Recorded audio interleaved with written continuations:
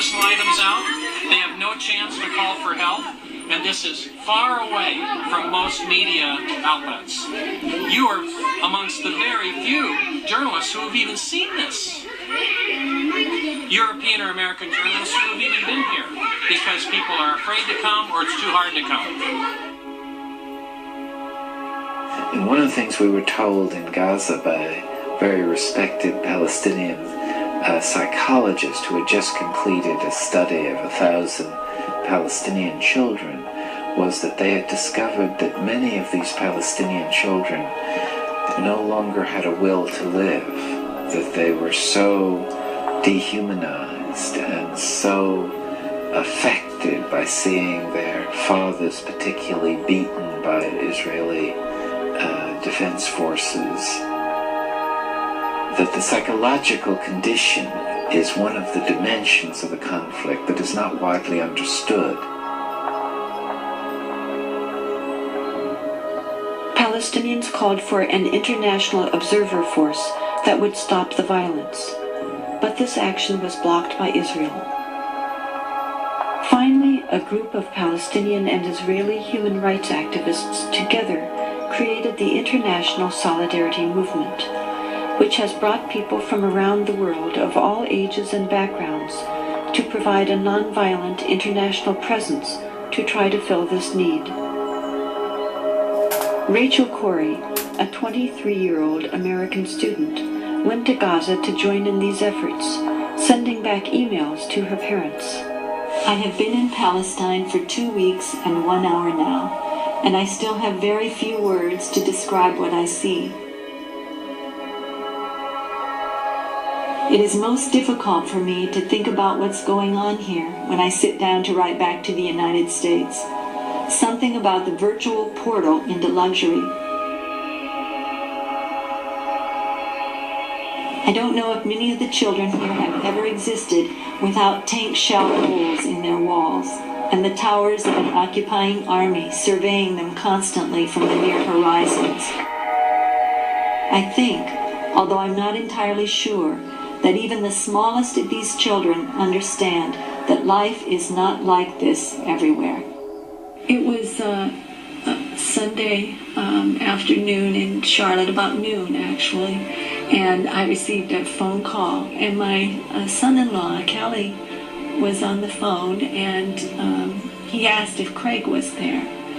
And something about the way he asked made me realize, I felt right away that something was wrong. And then I asked, why, Kelly? And he hesitated for a minute, and he said, we've had some very sad news. And then my daughter, Sarah, I could hear her in the background, and she got on the telephone, and she said, Mom, it's Rachel. And I think the first words out of my mouth then were, is she dead?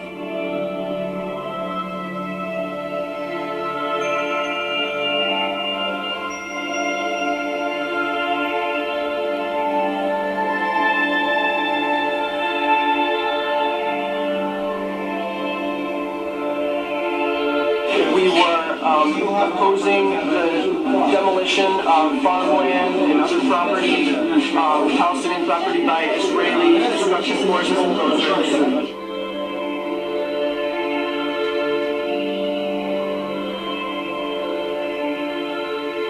And the bulldozer drove up, and it kept going, and she tried to move back, but she couldn't move back, and she got caught underneath. She got caught underneath the bulldozer.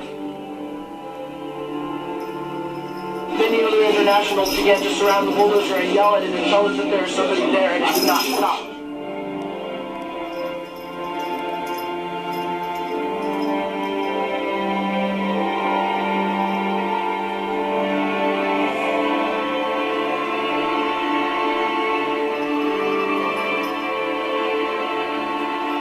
Where Rachel was killed, she was protecting a doctor's home. And that's important to realize. And the 3 children and his wife, she knew that family, and that doctor felt that Rachel was like a daughter to him. He bought that house. It was in the middle of the neighborhood. There were other rows of houses between his house and the border. Those other homes, those other streets were all destroyed, and now it was his turn. And I've had people say, well, she was in a war zone. And Cindy points out that war zone is people's is people's neighborhoods. Those are children. I'm here for other children. I'm here because I care. I'm here because children everywhere are suffering, and because 40,000 people die each day from hunger. I'm here because those people are mostly children. We have got to understand that the poor are all around us and we're ignoring them. We have got to understand that these deaths are preventable. We have got to understand that people in third world countries think and care and smile and cry just like us. We've got to understand that they are us. We are them.